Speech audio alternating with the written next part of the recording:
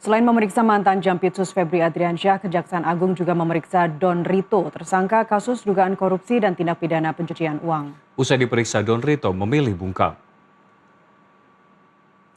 Usai diperiksa, penyidik Kejaksaan Agung, Don Rito digiring ke mobil tahanan dengan mengenakan rompi tahanan dan tangan terborgol.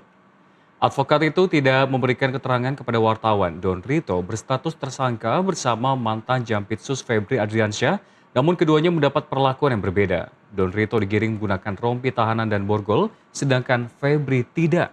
Sebelumnya, Don Rito mengaku sebagai pemilik emas batangan dan uang ratusan miliar rupiah yang disita di rumah Febri Adriansyah. Namun, kuasa hukumnya kemudian menyatakan aset tersebut milik seorang pengusaha untuk proyek dermaga di Kalimantan Timur.